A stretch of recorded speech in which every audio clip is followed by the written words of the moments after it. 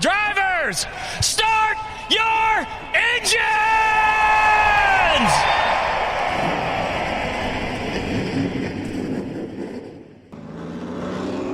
Yellow's out.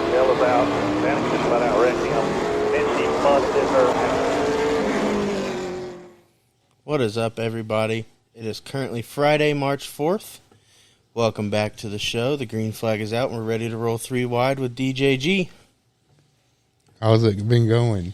It's going. I completely dropped the ball on this last Friday. I know we were planning on doing an episode last Friday because we didn't do it Daytona 500 weekend because both of us were extremely tired. But yeah, it's been good. Just working. I've been trying to watch some racing in my free time whenever it's on, if I catch it, or stuff like that. Keeping up with local track news as far as our local track. And, yeah. What about you? Working. Well, and then, I got accepted to the University of Northern Ohio to study motorsports marketing, so I'm getting ready. Congratulations, by the way. Thank you. So I'm getting prepared to go back to school and get a degree in the industry that I love. So I'm excited. I also dropped the ball on that, so it's not your fault. So I guess just to jump right in today's show, we had some more driver announcements that we wanted to cover. So Thor Sport announced that Ty Majeski would pilot their truck entry for the 2022 season. I love Ty Majeski. I do too. He's a great guy, and I think it's cool to see somebody who we've watched race in super late models He's catch that also break. really good on iRacing. Yeah. So I mean, it's cool all around to see somebody who obviously deserves it, who has the talent, finally catch a break and really prove. I mean, of course, he's raced in trucks before, but to have a full time ride is pretty cool. I also think Thor Sport's probably my favorite truck team. Mm-hmm. A little biased there because someone I'm friends with literally works for Thor Sport. So one of the main reasons I liked them was because they're a Ford team. Now they're a Toyota team. So, whatever. But they're pretty dominant, I feel like. Adding Ty Majeski to their roster is just going to make him even more lethal. Right. But yeah, I'm excited for him.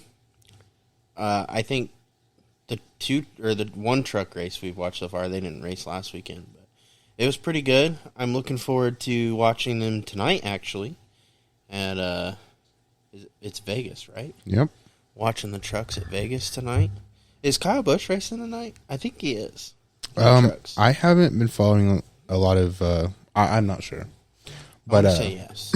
I will be rooting for the winner of last week's race, Zane Smith, who we talked about got a ride at Front Row Motorsports, replacing Toddy G.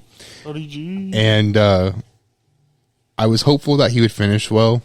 So to see him go on and win the race at Daytona, the season opener for Front Row Motorsports, it's a pretty cool sight to see for sure. So I also want to just kind of throw this out that Daytona was kind of the first time we actually got to see the next gen Cup cars in action.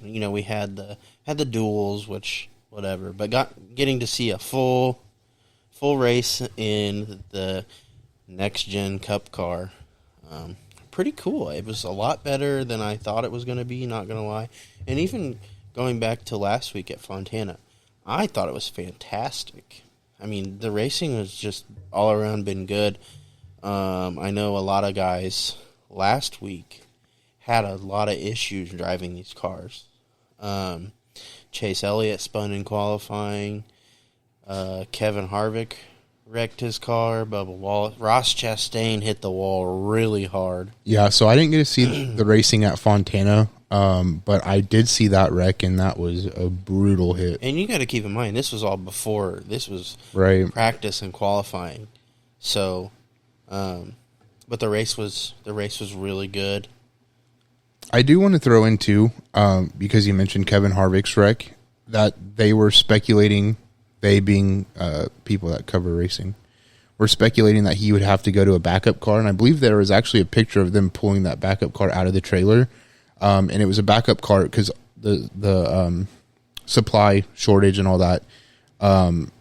It was one of their backup cars for any of their drivers who needed it, and they were speculating that they would have to go to a backup car. I'm pretty sure, and you can quote me on this, that they actually ended up repairing his car that he had wrecked in practice or qualifying or whatever, whenever he wrecked. I do believe you are correct. And it took 6 hours to repair, but they said that it was I guess logistically speaking, it was better for them to do that instead of trying to prepare a backup car that really didn't have all of the equipment that it needed and to get his seat put in. And I'm pretty sure there was a tweet somewhere that said that his car ran just as good as it did before it was wrecked. So I'm kind of pleased to see that. Obviously we saw a little hint of it during preseason when they were testing, and Austin Dillon had put his car in the wall, and they took the car from the track and brought it back that same night. So to really see how fast these cars can be repaired is pretty cool. So it's keeping up that promise. You almost got to feel like that time is going to decrease as the season goes on. Right. And these teams get used to making these fixes rather quickly. Practice makes perfect. Right. Obviously, that's not something you want to practice, but it's something you have to practice. Right. So I would like to think that repair time will go down quite a bit as the season goes on. I also want to say, you and I had talked about the crash testing of these cars and how the rumor mill was that the test dummies were dying, and then seeing Justin Haley hit the inside wall at the clash, and it absolutely tore up his car. You had your speculations about the safety of these vehicles, which, from what we saw was warranted, Yeah. But I think I got a couple points here that I'm going to bring up about it. So Joey Logano during the duels hit the wall pretty good. It held up. Something that scared me was when Harrison Burton, early in the Daytona 500, got sideways and the car flipped, and I was like, the whole point, part of the point of these cars was to help keep them on the ground. Right. And I was like, he just barely, he got sideways, and the moment any sort of air caught the rear end, he just went up and over.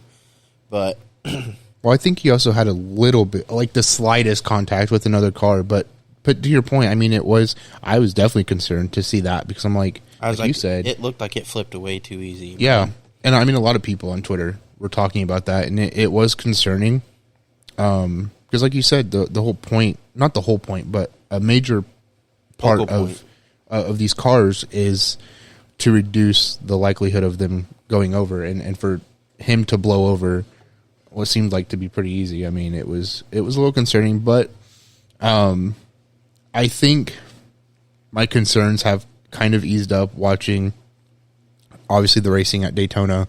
I didn't get to watch a lot of it at Fontana, but... Well, I was going to say that did you see the video of Ross Chastain's wreck? Yeah. So, he's kind of coming around the turn. It looks like the rear end steps out on him a little bit. He goes to save it, and it just snaps right back, and he went right into the wall. He hit pretty hard. Mm-hmm. And I think that kind of eased my mind about it a little bit. I was like, okay, he hit the wall really hard. He's fine. The car had some damage, obviously. That's going to happen, but... Right. That he didn't die. Right, yeah. Since we're talking about the next gens for a minute, did you see I don't want to say controversy, but that's the word I'll use, around the tires going flat and then the cars drive away? If a rear tire goes flat or something, the car's stuck. Yeah. Yeah, I think NASCAR's trying to come up with a solution for that. Now, I don't know what that is. A lot of people are talking about trying to add an inner liner, but I don't think there's not room for it, because the wheels and tires this year are much bigger. Right. So, because of the size of everything, there's not room for it. Right. I knew that was kind of like the suggestion going around for obvious reasons, but I just thought it was funny to you know, a lot of people like us were talking about the safety of these cars, and then all of a sudden that that focus shifts to why can't cars drive away after a tire goes flat. But obviously with new equipment. Speaking of trying to drive away after an accident, I don't know if you saw, but Harrison Burton, after he flipped at Daytona, tried to drive away from it after it landed back on all four. I didn't notice that during the race coverage. I didn't either. Because Fox, but no comment. no comment. But I did see a tweet shortly thereafter. I thought that was, I mean, that's what a racer's got to do. I mean, A for effort. Yeah, for sure.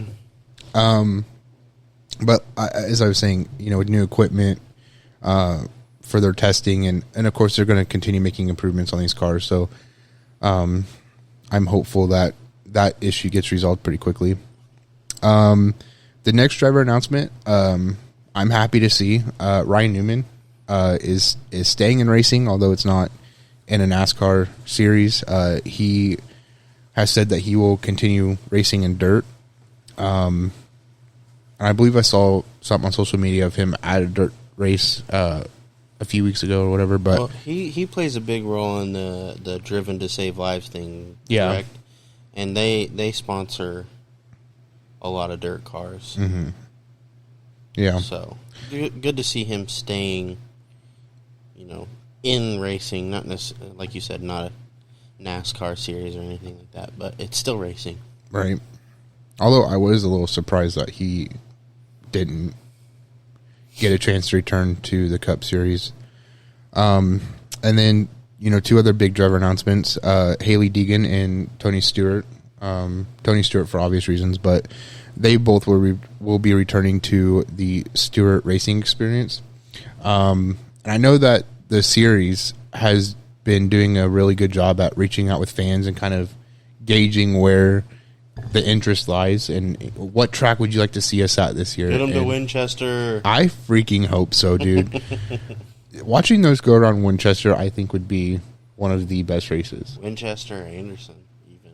Yeah, Mount Lawn. Why not? Hey, I'm here for it. Yeah. But speaking of Hailie Deegan, I just want to give Dakota a quick shout out. I was over at his house for the Daytona 500, and he handed me a box. He's like, "Hey, this is for you." So I opened it up, and he got me a die-cast Hailie Deegan truck that has the signed windshield on it. So shout out to Dakota for that. I appreciate it. Not a problem. It was his birthday gift, but sorry, that sound from like Vine came up where you brought me a birthday gift on my birthday for my birthday. Whatever. Anyway, it was a birthday gift, but it was a pre-order diecast, and they take months to make. So you're very welcome. A little bit of fun news here. Yeah. Not necessarily racing related, but it is related to a race car driver, former race car driver, current, I guess, whatever you want to call it. Tony Stewart's house in Columbus is on the market. And I'm sure if you're on social media, you have seen it because everybody and their brother has shared all the images of this house. It's like 400 acres or something like that. It's something crazy. It's for sale for $30 million. And cash only. If you see the picture, if you haven't seen the pictures yet, and you have a chance to do it, it literally looks like a Bass Pro Shops. He's also got a race car, a whole full-size race car on the wall with like a billion helmets. It's got a bowling alley in it, all sorts of stuff. Yeah, it's definitely a beautiful home. Columbus is pretty nice, the parts I've been in. I don't have $30 million cash in hand. Best I can do is 5. The best I can do is a 2016 Honda Civic and maybe a decent gaming PC. But it is a pretty house, and I would like to go ahead and congratulate whoever can get their hands on it. But I don't know how I would, we were talking about it before we started, about people saying they didn't want to live in a Cabela's or a Bass Pro Shops. I think it's a beautiful home. I don't know if the aesthetic of having a giant ass fish tank in my living room is my. It's got a waterfall on it. I would fall asleep so easy. Yeah. I don't know. The land would be nice, but And it's all like, it looks like log cabin. Like it's beautiful. Yeah. But anyway, like I said, not really racing related, but a little bit of fun news. But if you are on social media, I would suggest following it because there are some pretty funny. If anybody out there feels compelled to give me a small loan of $30 million, I will be forever in your debt. Yeah, we could bring you on the show. I will never make $30 million in my life. I barely make $30,000. The next big topic that we really wanted to talk about was the creation of the Drivers Advisory Council. It was a group of NASCAR drivers, and the goal of this is to improve communication with NASCAR, addressing driver concerns, and assisting in the growth of stock car racing. Jeff Burton is going to be serving as the director and is said to be, and I quote, go-between for drivers and other parts of the industry. Drivers who will be sitting on this council include Kurt Busch, Austin Dillon, Denny Hamlin, Corey LaJoie, Joey Logano, Kyle Petty, and Daniel Suarez. They will be serving as the council's board of directors. Apologies.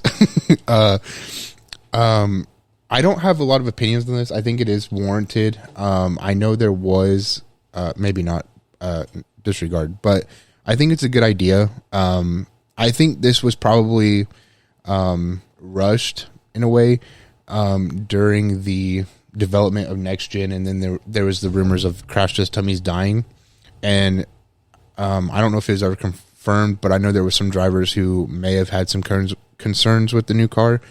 So I think this is a good thing. It'd be nice to, obviously it says that Jeff Burton will serve as the go-between for drivers in other parts of the industry.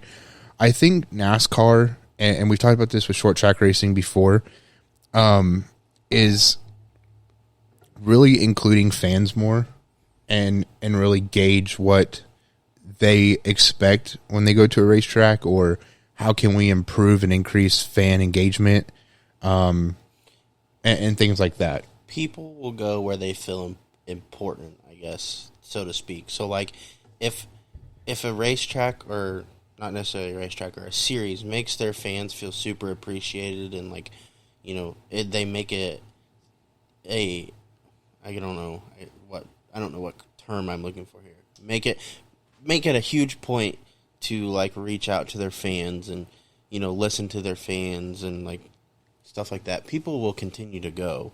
Yeah, and I think, you know, we've talked about it before also, where it's like Formula, oh my gosh, I cannot talk today. Formula One, you know, had their Netflix series, and that increased, they saw a huge increase in fans going to races and things like that.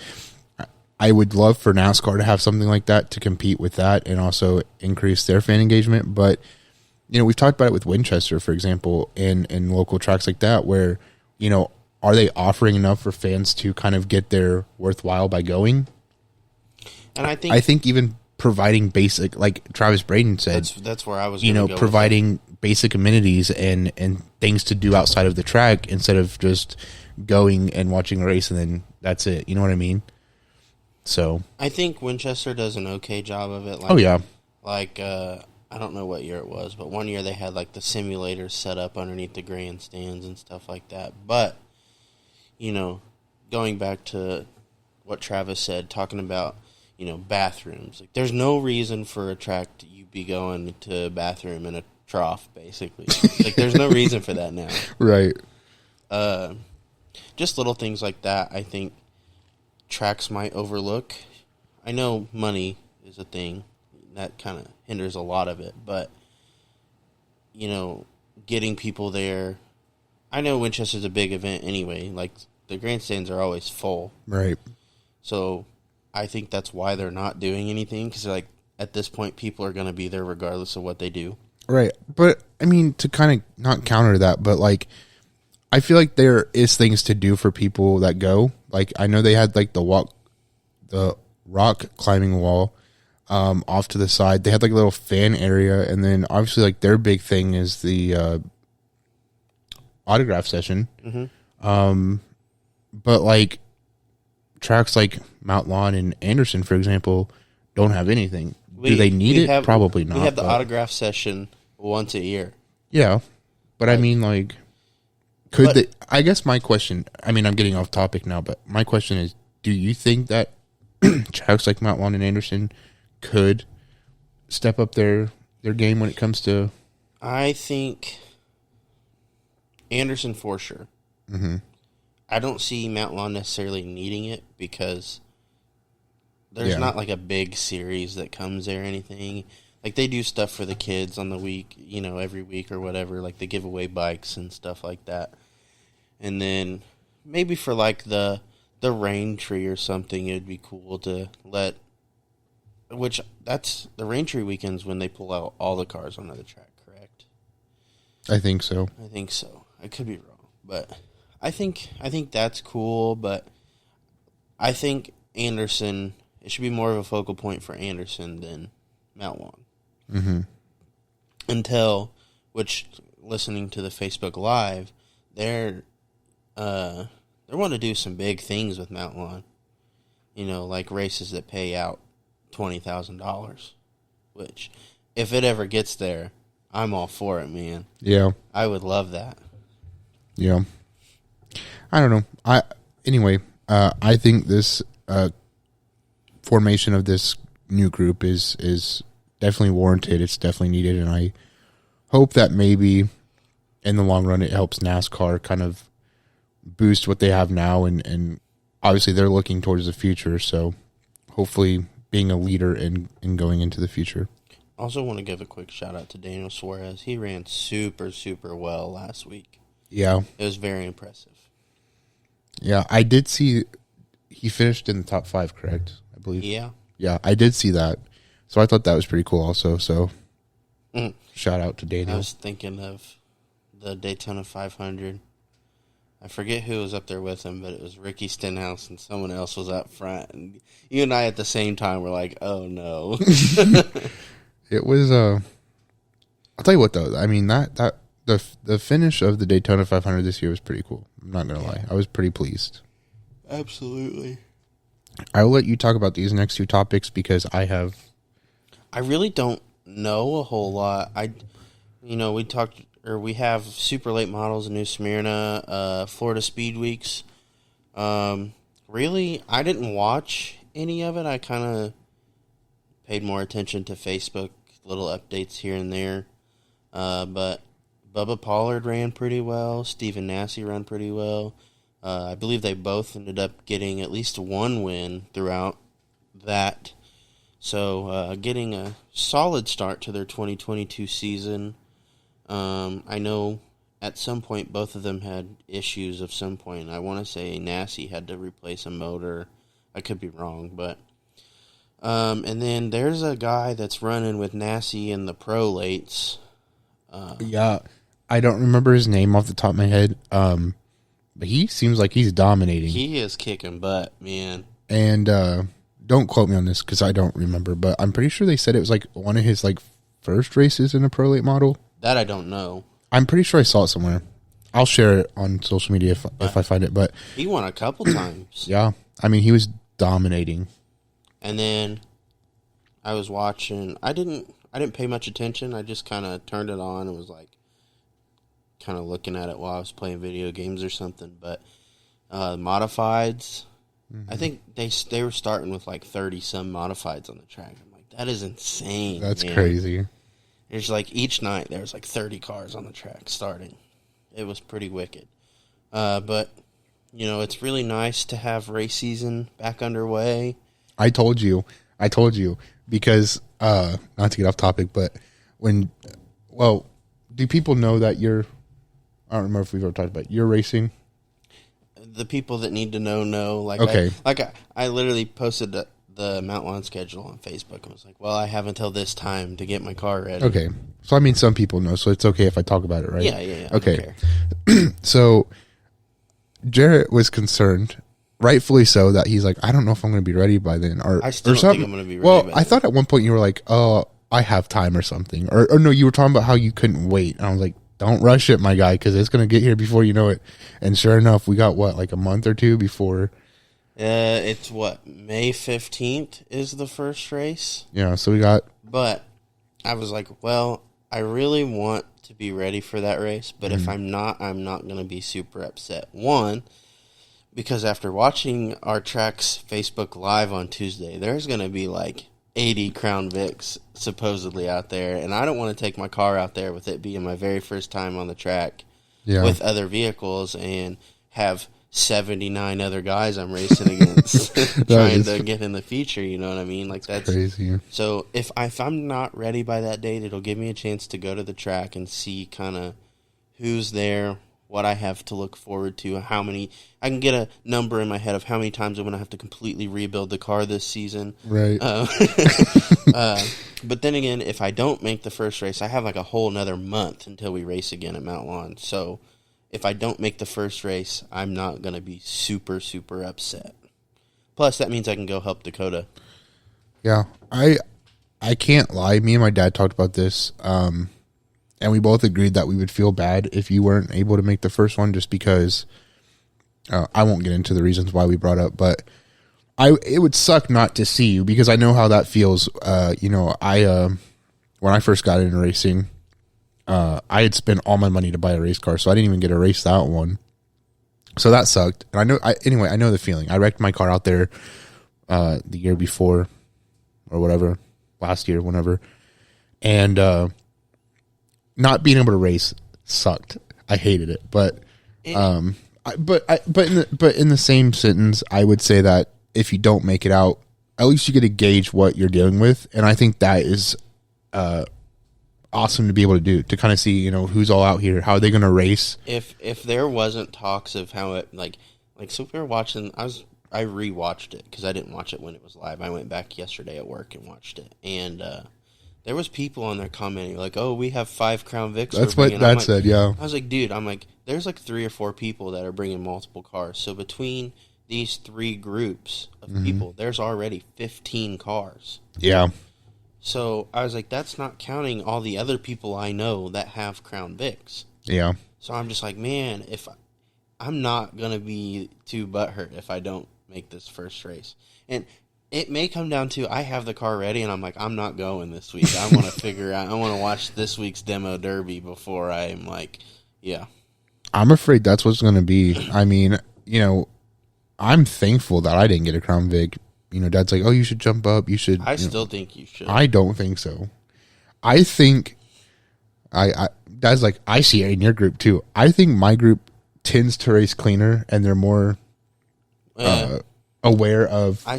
Now that you guys, that they set like the time, the cutoff time and that stuff, when they split it up in like A and B, yes. Yeah. When it was just all y'all out on the track, and no way in hell would I agree with that stuff. So I guess it's just because I'm so slow and I'm usually not around everybody else that the dude literally ramped over your left rear and blamed it on you. Like, I don't. And guess who still apologized for it? Yeah, I mean, that was dumb, but he climbed Dakota's left rear to pass 3 wide on a green flag, like on a restart, wasn't it? It was a restart. I started like in the, I don't know if it was the first or second row, but typically I go to the outside because I just don't want any part of, like, the fast cars are always behind us, and they will get to the front by whatever means. Yeah, necessary. And so it's like I'm not gonna race them for. I mean, they're faster than me. I'm not gonna put up a fight. I'll still get a decent finish. And so I was going to the outside, and if he had waited, he could have got around me in the turn.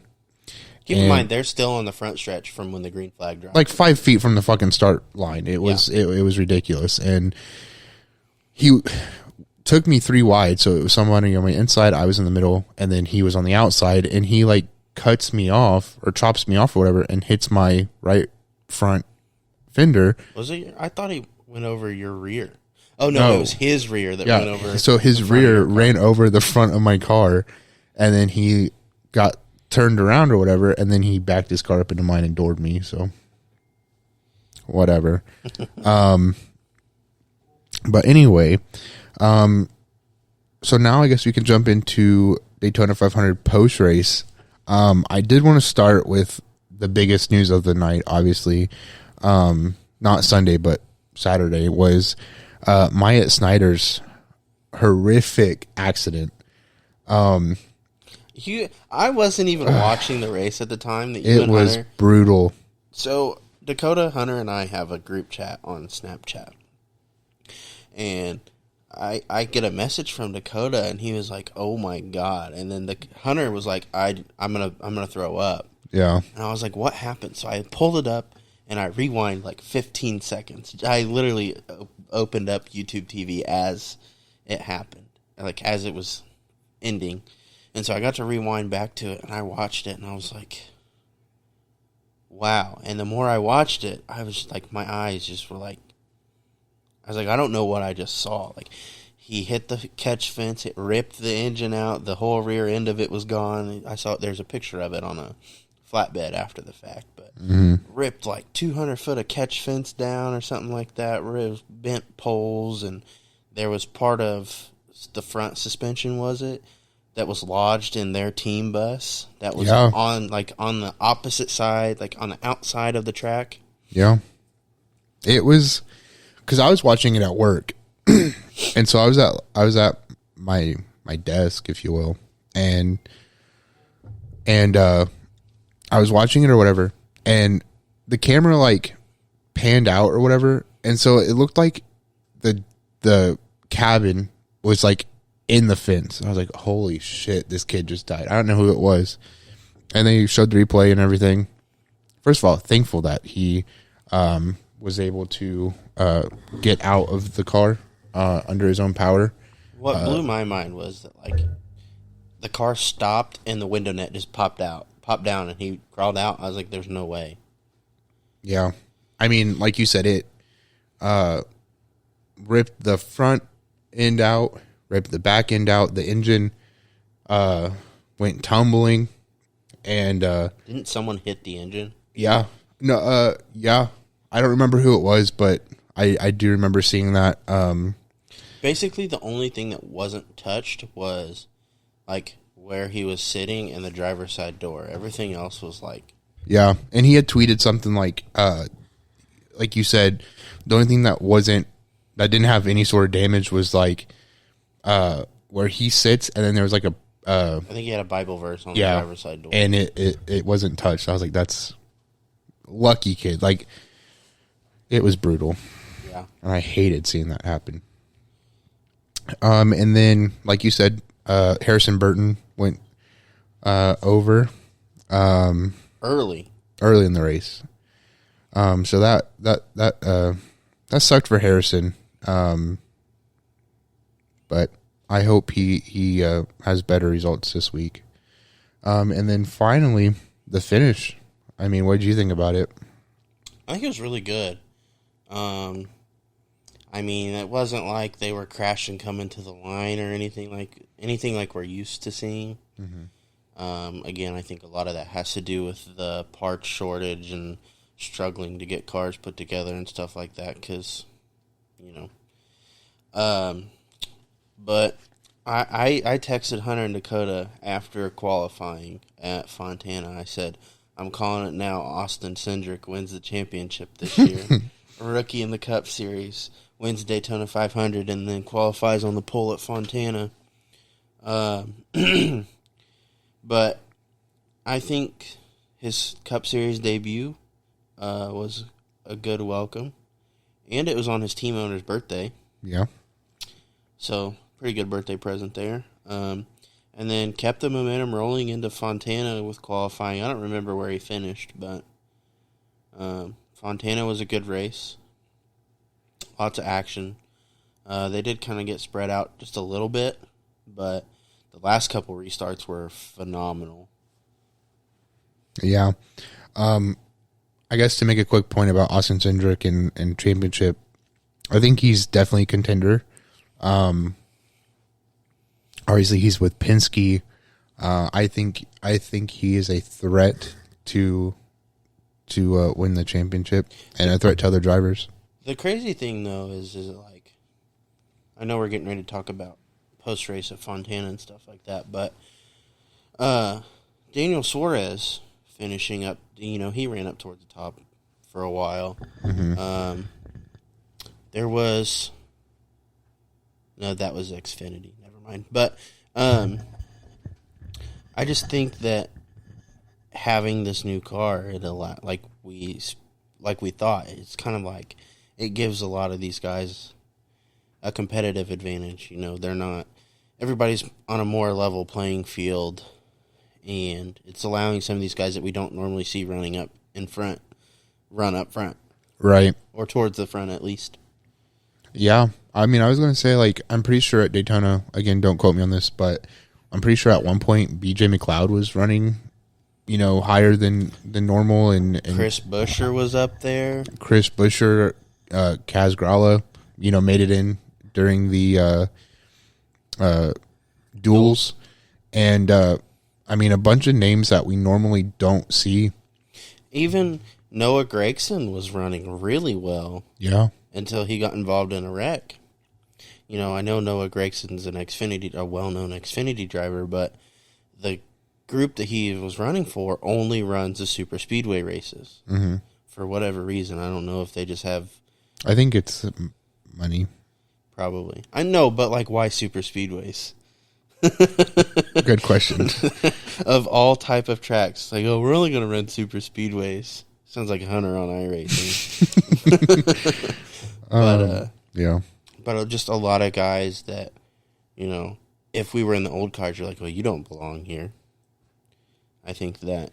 Well, I mean, even to make that point, too, I mean, Toddy G, it was his first race besides the Clash, and he ran all night until he was involved in a wreck. I mean, so to see somebody, because I had concerns about him jumping up to the Cup Series with little experience outside of trucks, but I mean, he did a hell of a job in his first race. So I mean, I think it's holding up that end of things too. Giving teams a equal or even playing field. So I'm excited to see how that continues on throughout the season, and hell, maybe we'll have people that we never would have considered running for a championship this year. I think it'd be cool. Oh yeah, absolutely. A lot of these guys are like, oh, well, I'll never get there. I think this car gives them an opportunity to get there. Yeah. And, it's early. People still haven't quite figured everything out. So you might as well take advantage of it now. It's a lot more of you adapting to the car rather than like your team changing the car to how you drive. Like, obviously there's the normal racing things you can do, but no one's really found that secret, or right. What I mean? No one's really figured it out. That's like, oh, no one else knows what we're doing here.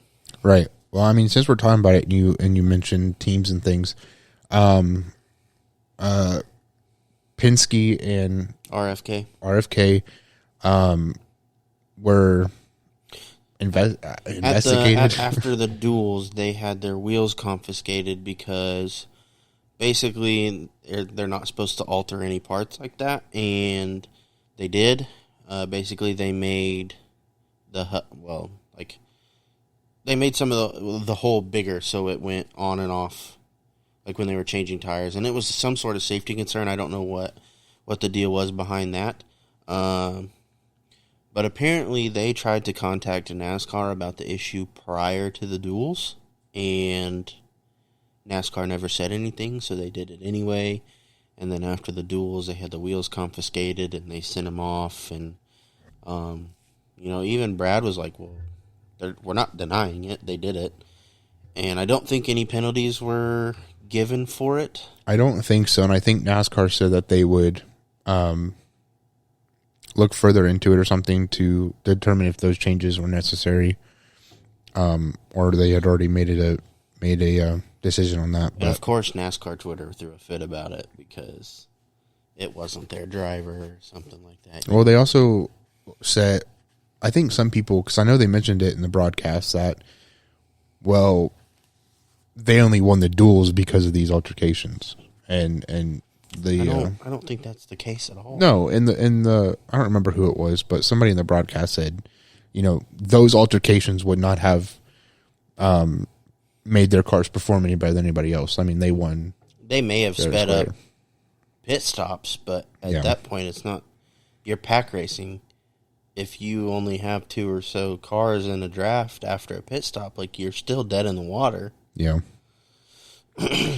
All right. Well, I'll let you speak a little bit about Fontana post race because I wasn't able to watch most of it. But so I watched it while Chance and I were playing a new game. There was action going on the whole time. It wasn't like, people racing hard or anything like that. It was just people making moves, passing, moving around the track to find grip, blah blah blah blah blah. Typical race things. And then it got down to like the last 8 or 10 laps. Kyle Larson ended up out front, whatever. Chase Elliott had actually broken something in his car earlier in the day. They fixed it, got back out, and he was running up towards the front. So Kyle Larson was battling Joey Logano for the lead. They were door to door, and they were on the bottom of the track, on the straight, and so Chase made a run on the outside. Well, Larson went up and put Chase in the wall, and it broke whatever it was in the rear end again. And as you can imagine, they're teammates. There's a little bit of drama there. All of Chase Elliott fans were upset. As if you watched it, you were like, okay, he did that on purpose. Like, it looked 100% like you're not bad. It looked bad. It looked really bad. Yeah. But at the same time, I'm a Kyle Larson fan, so like you can say whatever. I like Kyle Larson. He said that he had no idea Elliott was there. And obviously people were like, well, you have mirrors, use them, you idiot. Well, if you're driving door to door with someone right next to you, like, the mirror is, I think, the least of your concern. Yeah. You're trying not, like, you're side drafting, you're trying not to make contact, right? So, Larson was like, I'm sorry, I didn't see him, blah, blah, blah, blah, blah. Chase Elliott threw a fit. We're going to play his radio for you here in a second, so I'm going to apologize in advance for the language, because Chase was very upset. But later on, Kyle Spotter came out on Twitter and was like, this is my fault, it has nothing to do with Kyle. I didn't tell him Chase was there, that was the least of our worries at the time, blah, blah, blah, blah. He's like, this is all on me, not on Kyle. So I don't know if that was just a cover Kyle's butt type deal, or if it was a legit, honest mistake that he was admitting. But right, either way, Kyle Larson kind of picked back up right where he left off, getting his first Cup win of 2022. So, I mean, he's on fire. But I will say though, it wasn't well. He ended up getting a 2-second lead, and then Chase Elliott spun out. Whether that was on purpose or not, I want to say it was, because if you saw the video, you can see his white gloves in the car, and it looks like it might have been on purpose, but I did see that his rear end was a little messed up. So I'm going to give him the benefit of the doubt. So that took Larson's lead away, and then those last couple restarts were great. I mean, it was good battling for the last couple laps. Yeah, I didn't get to see the racing, but I did see the big stories. Chase Elliott allegedly spinning to bring out a caution, and then obviously what we're about to play. So I will go ahead and play the in-car audio. Again, apologies for any language. Hang on. Stupid motherfucker! Cool 5. He's a fucking idiot. Outside. Another one outside here. Fucking broke again. Piece of shit, motherfucker. God damn it. Chase Elliott was very pissed.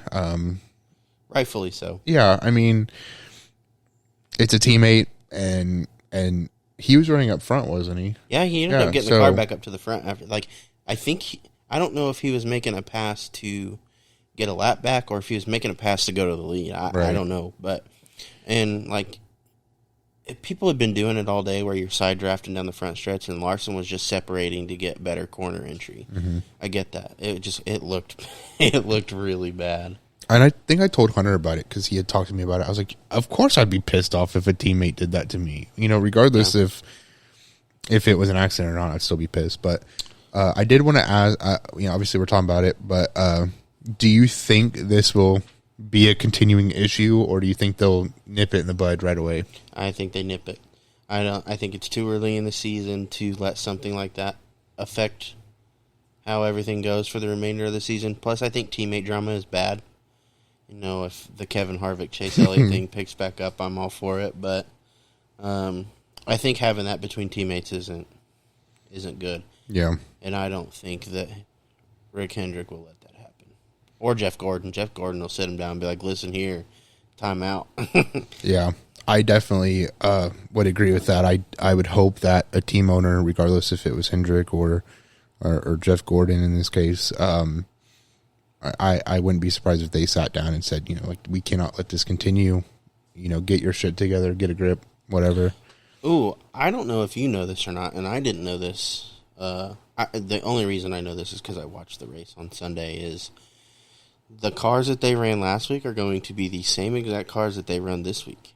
They literally had so many hours after the race to do repairs on them, and then they locked them up and they sent them to Vegas. Is this considered the West Coast swing? Mm-hmm. Right. Okay. I thought that's how it was going to be. Because typically, to my knowledge, the teams have transporters that will go from the shop, bring their cars for whatever the track is next coming up. They'll do a switch and then take those cars that they had raced the previous weekend back. I'm assuming with the supply shortage and all that good stuff, they're making them run the same exact car. They're going to make them run the same exact car. They'll let them do whatever repairs, and then it's off to the next track instead of doing the swap. I'm sure the super speedway cars like that, take the super speedway car back, you have this one ready. But right. This one, last race and this race is the same car. So anybody that had to go to a backup car is automatically has to start in the back, I believe, or any sort of major repairs. I want to say that would be interesting.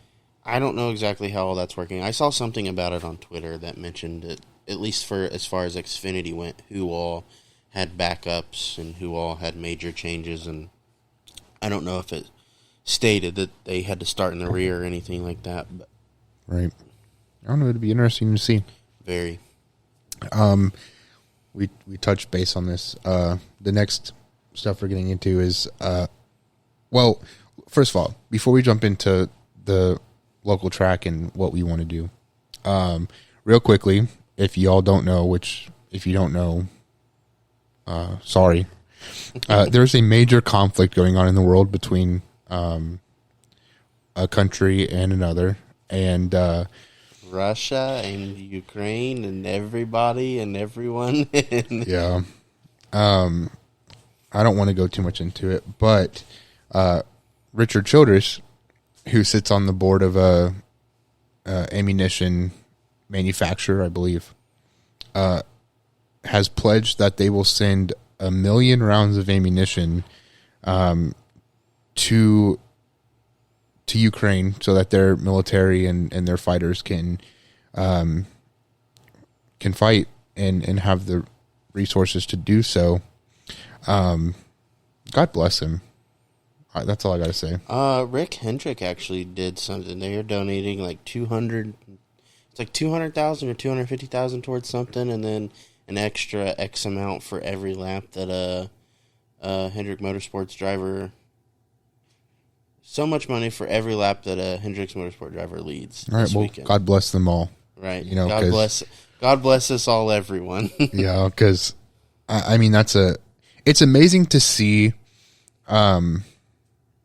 I guess I'll get into it a little bit. I don't like talking about politics, but don't lie. Yes, you do. No, I don't. I hate it, but I do talk about it. But in a way, I mean, this country is so divided, right? But in a way, I think almost everybody is uniting around the common good. I hope so. We need it. I think a lot of people are uniting and stepping up and condemning Russia for what they're doing. Some people support it, but You know, it's teach bad their when own. even like probably more than half of Russia is like, we Well, hate everything about this. Like Hunter says, it's bad when the Taliban even come out and say this needs to stop. Well, I mean, it's literally affecting all of Russia very poorly. Which, I mean, I'm not saying it shouldn't, but like the people that don't want it, you know, nobody's playing any of Russia's sports teams. You know, I think Kroger is taking all Russian-made products off their shelves, just stuff like that. Like certain people that had nothing to do with it, that don't want it at all, are being negatively, which everybody's kind of being negatively affected by it right now. But like, you get what I mean. Yeah, you know, everybody is going to be impacted by this conflict, and I feel bad for everybody who's impacted. I mean, gas is $4 a gallon in Newcastle right now, so Time to buy me a horse. yeah. Whose horse is But that? I hope that there is a peaceful ending soon, so that we can kind of get back to a normal, and Well, where the gas isn't $4 a gallon. On a positive note, the pandemic's over. Yeah. All right. Well, we wanted to mention that because that's cool to see NASCAR involvement in that as well. Not NASCAR directly, but team owners. All right. Opening day at Mount Lawn is coming up. We did mention that. You said May 15th. I'm pretty sure it's May 15th, yes. My car is almost ready. Just getting, some final touches on it. I will have to say I love the car. I love the designs we did. Every year I repaint this car or whatever. There's always something about it I don't like. And I think right now it's just the numbers look like absolute ass. So I have to think of something else. But my car's pretty much done. It might be nice. It is. Given that, well, I don't want to get too excited because the 2 races last season, it was a doubleheader weekend. The first day, my car caught fire. The second day, and we had a scramble to get a new starter, Yes. alternator, whatever it was. It was a starter. And because it had blew up, basically. Barely made the race the next day, and then the car... It looked like it was vaping. Yeah. It was like Clouds. yeah. The whole track was in a smoke cloud. And I heard some lady say, "What the fuck are you doing?" I'm like, "Bitch, I'm trying to get paid. I have to start this race to get paid, bitch. I'm gonna get paid." I still think I finished pretty decent, so whatever. So given that this car holds up from the repairs that we've done, my car is race ready. Obviously, you still have some work to do, but I have a lot to do. it seems like a lot. But I feel like, if you and whoever else, gets to work pretty soon, I think you'll make it. Granted, you might not want to race the first race anyway because of. I think what I need to do is I need to talk to your dad and see what all he has left to do. Because if we can work something out where I help him finish his relatively soon, because he raced last year, so obviously his is pretty much. I think he just needs he needs to get those holes filled in the door, but other than that, I'm pretty sure that's it. So then, if I help him get his ready, the more hands I have on mine, granted, if I have all the stuff to do it, so basically I need to get someone over here to get the doors welded on. Obviously Brett can weld, but his schedule sucks, so I got to find someone to do that. Once the doors are welded on, I have to finish painting it. Then I have to put decals on it. What else? I got some fuses I still need to take out. I gotta get my alternator fixed. The engine's making a weird noise. I don't know exactly what that is yet. Hopefully that's not too big of an issue. I gotta get the exhaust put on, which I'm probably just going to buy the stuff to do it and do it like your dad did it, because I really don't want to have to load it up and take it somewhere to get it done, because when I don't have the trailer, it'd be your guys' stuff, just like we had to do to get it to Muncie, and we all know how that worked. I forgot about that till you mentioned it.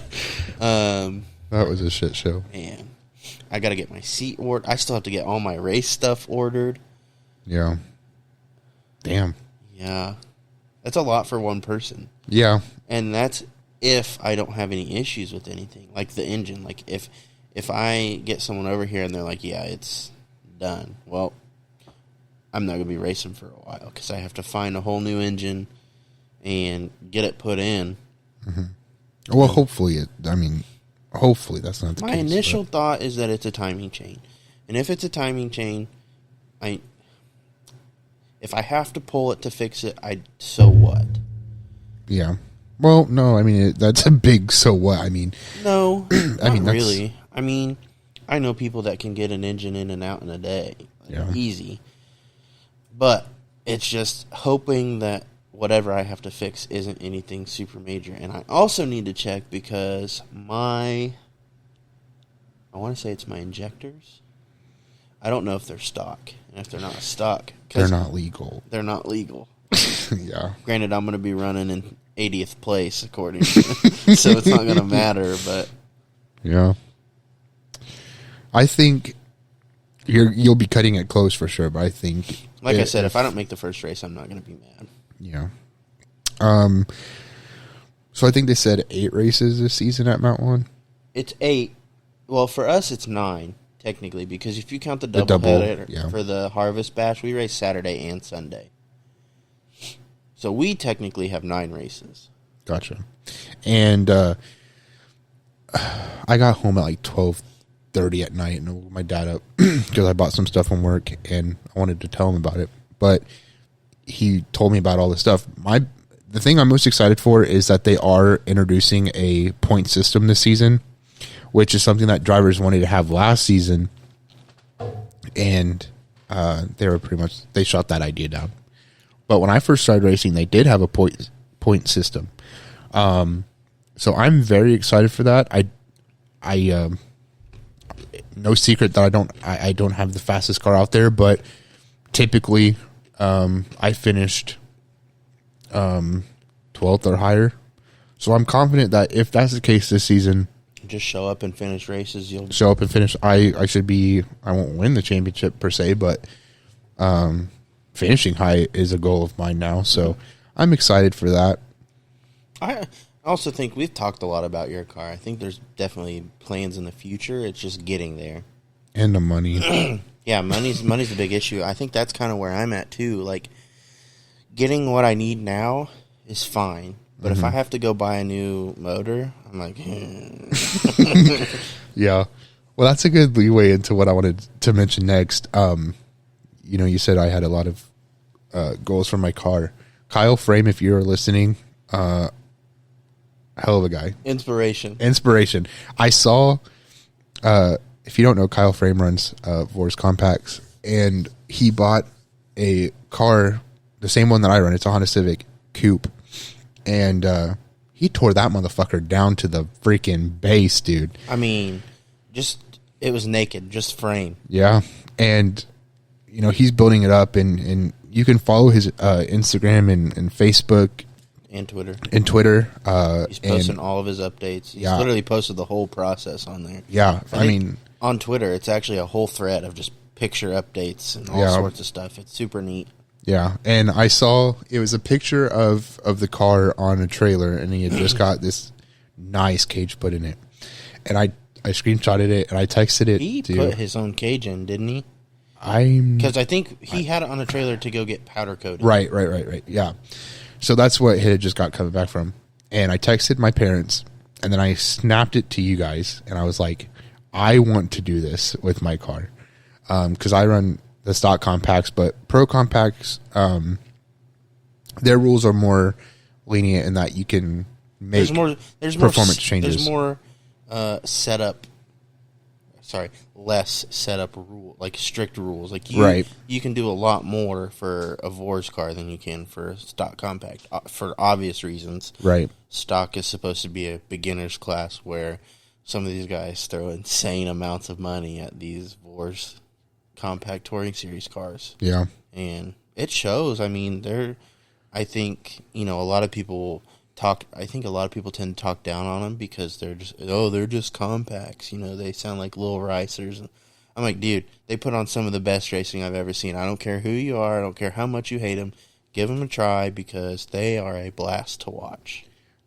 Exactly. And anytime I see somebody on Twitter bitching about them, some guy who's running a hella expensive super late model, dirt or asphalt, bitching about, the lower classes, I'm like, they're the reason why you have a purse, my guy. Sometimes. I mean, a lot of people go out there to watch those because, like Mount Lawn last year, I would say some of the best racing was the compacts, and then obviously Crown Vics because they're out there beating each other up because they don't care. I mean, granted, there's no such thing as cheap racing. Yeah. Everything's expensive, but comparing it to, having a Crown Vic or a stock compact to a modified, it's cheap. Yeah. So you can get out here and kind of rough these things up and, it's whatever. It's not like you gotta... It's funny because some of these guys show up with cars and you're like, did you just pull that car out of the junkyard and paint it and call it a race? It literally looked like it's been rolled 80 times and tossed down a hill and all sorts of stuff. And I'm like, yeah, man. There was that one Crown Vic last year. I think it was the pink one. Yeah. Dude, I'm like, there's no way. Yeah. It was definitely questionable. But anyway, I wanted to shout out Kyle because I think it's cool that he's giving people a behind the scenes look, if you will, of the process of getting one of these cars built. I mean, like you said, these people who own and drive these cars put in a shit ton of money, and I mean, you have to. At that point, it's racing isn't just like what we do and we go out there and bullshit around. I mean, these people are racing for money, trophies, championships. I think another thing is, at least from what I've noticed, he's done pretty much all of it himself. Yeah. I'm not saying he hasn't had help, but it's not like he's just like, hey, I'll pay you to do this. Yeah. There's pictures of him inside, in some weird positions trying to weld the cage in. Really the only time I think I've really noticed that someone else has done something for him is the powder coating. But yeah. Duh. I think everybody can just powder coat. I want to say I know it's him, and I believe his dad's been helping him out a lot, and then there might be a few other people that come and go that help him. But it's just amazing to see a car go from what it was to where he has it now, and I'm definitely excited to see that car get on the track. So he'll be having 2 cars run this year. He'll have. Is he having someone run the other one? Yeah. Okay. Which I'm like, if he can't make it a weekend, I mean, hit me up. I can't promise anything, but I've been told that I'm a decent driver. So if you need a replacement, buddy, I'm right here. I'll pay you to fucking drive it. I don't care. I'm excited to see. I know for a fact we're gonna see him run at IRP. Yeah. I'm super excited for that weekend. I am too. We get to watch ARCA, trucks, then we have super late models, street stocks, I think, and the Vors Compact Touring Series on Friday and Saturday. Yeah. The 2 days of racing. And then I work that week, and the next week I'm going to Florida. Yeah. I'm definitely excited. I've never been to IRP. I wanted to go, not last year, but the year before, because they did Fall Brawl out there, and they were going to let the stock compacts go.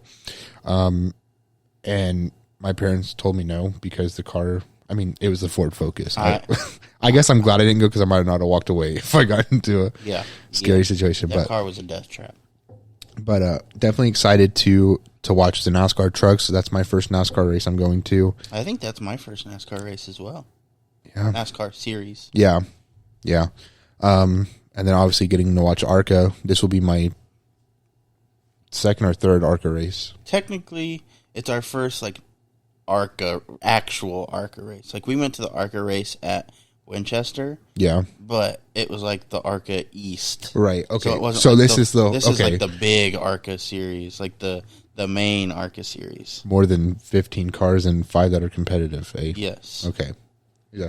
So I'm excited, and then I guess we're gonna buy tickets for Saturday's show. So definitely excited to see Kyle frame out in that new car. And then Vors runs at Anderson sometime, I believe. Yeah. I imagine he'll be there for that. Maybe. I don't know. I don't know what. Yeah, I know he's ran there before, and I'm pretty sure he's won. Don't quote me on that, but I'm pretty sure he has at Anderson. So I'm sure we'll see him a lot this year. Obviously, we're jumping on board with him this year, so we'll be following along. I'm already ready for Winchester, bro. I am so excited. Oh, speaking of, Yes. I might have a camper for us this year. No shit. Yes. Ooh. So All right. I said, it's Shalina's mom's, and her mom said we could use it. But I was like, I don't have a problem sleeping in a tent unless it's going to be exactly. I said, here's an issue. I said, I want to sleep in a camper if the weather's going to be like it was last year. However, I do not want to pull a camper back there if the weather's going to be like it was last year. I was like, because we will 100% get stuck. Yeah. Yeah. The good thing is I have those spots for this year as long as I pay for them. I get first dibs, but I think it's going to be hard to kind of determine what the weather's going to be like when that time comes around. It's going to be like a last minute, hey, we need to use the camper. Yeah. So I'm hoping the weather is better this year. If it's like last year, I will not camp. I will. That was if it was like what it was last year, absolutely fucking not. Yes. That was horrible. It would have been fine if we would have got set up before it rained in the tent. I guess. That was the downfall. Like, the moment we got there and I was like, okay, it stopped raining, I'm going to unroll the tent.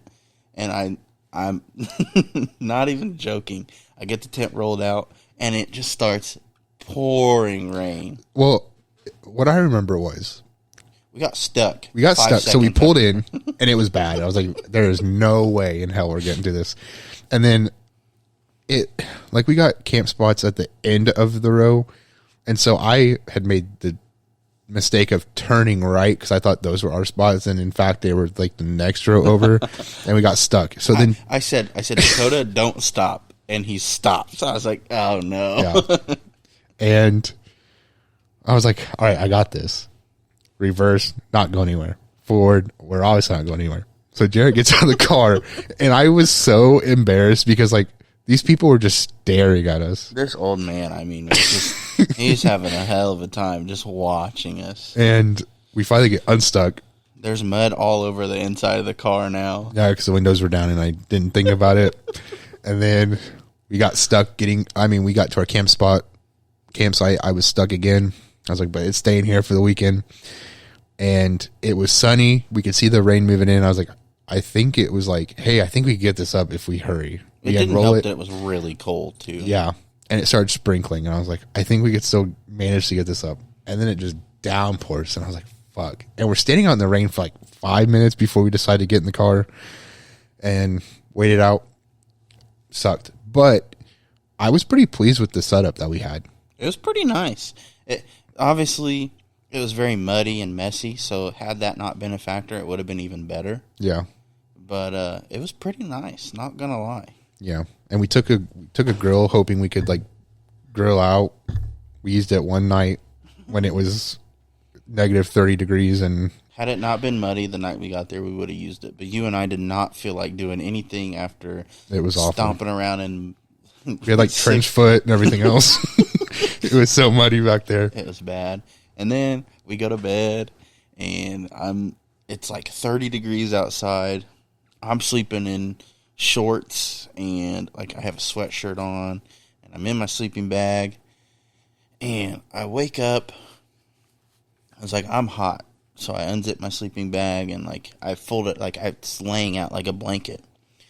And it starts raining again. Mm-hmm. Which we have a tarp over the top of the tent, so it's not raining directly on me, but somehow, somewhere, there was water getting in the tarp, and it was running down, and then, like, right over me is where it stopped, and it would drip right on me. So I woke up, and I was soaked. All my stuff was soaked, and I was like, I already didn't feel good. Like, I was already sick before I even left. Like, looking back on it, I feel like I might have had COVID, but I don't know for sure, because I never, but Dakota never got sick, and he was with me the whole weekend, but anyway, So I was like, whatever. I threw my hood up, threw the blanket over my head, and just went back to sleep. That's not the experience I had. So I slept in like one of the ends of the tent. I woke up and my blankets were soaked because like water had somehow got in, because like my bed was huge, my mattress. So it was like this whole side was wet, and then I had water dripping on my face. That's the look I had. It wasn't like dripping anywhere else, right on my face, and that's how I woke up. And then I was cold. I had like a sweatshirt, I had pants on, I was like layered in blankets, and you guys can't see this, but I was like this. I was shivering, but I was so cold, and I was like, what the hell? And then like I would go back to sleep and wake up and be really hot. So I don't know. It sucked, but After that first night, it was okay. I mean, it was still cold and muddy, but like at least it wasn't raining anymore. the racing was good. Racing was really good. Campground, not so much. Yeah. But all right. What else we got? Just the closing goals for the show. My goals for the show going forward, obviously, is something that I've been talking about for a while, is trying to get something set up to where we can film our episodes to put on YouTube so that they can actually see us talking and feel more Involved instead of watching the logo for however long the episodes are. And then the other thing that I'm working on now is trying to get a list of people that we'd want on the show, a list of people that other people who watch us would want on the show. I mean, I think we have a few people given as long as they can find the time, but trying to get that figured out. I would say those are my two big goals for the show in moving forward. Absolutely. I think, one, I'm excited to get back into it. I know we've kind of been a little lackluster about it, but we're getting back into the swing of race season. We're getting out and working on our cars. We have racing going on all the time, so we have a lot more to talk about. We will have a lot more to talk about as the season progresses, and, you know, especially with like NASCAR, as things get figured out, we're going to try and keep up with a lot more short track racing, is like stuff outside of our local tracks, keeping up with like the big super late model races, kind of follow along a lot more closely with the Vors series and just a little bit of everything. We're going to try and get some dirt news, stuff like that, which dirt's not mine or Dakota's background. So, well, when you mentioned that real quick, I was like, I think we know a guy. we do know a guy. Just a matter of if he's Yes. able to, but yeah. So I'm excited to be back. One, I'm excited to be back in the studio because last episode I had to do it from my house, and the audio was chef's kiss. Not really, but Some of our best work. some of our best And work. it took like a half an hour to figure out how to do it because everything was going wrong. Yeah, I mean, you know, we knew that this was going to be an issue during off season about, you know, having a limited amount to talk about. And then obviously shit happens and it prevents us from being able to get behind the mics and talk about racing and everything. And we're still learning. I mean, we're pretty new to this. But I'm hopeful that once we get back into it and things start to pick up and we learn more, I think we'll be all right. I agree. I don't have anything else. Do you? I don't think so. All right, everyone. That wraps up this episode. I believe the plan is to be back again next week with whatever news we can gather between now and then. We want to thank you for hanging out with us tonight or whenever you're listening. And we hope to see you back next week.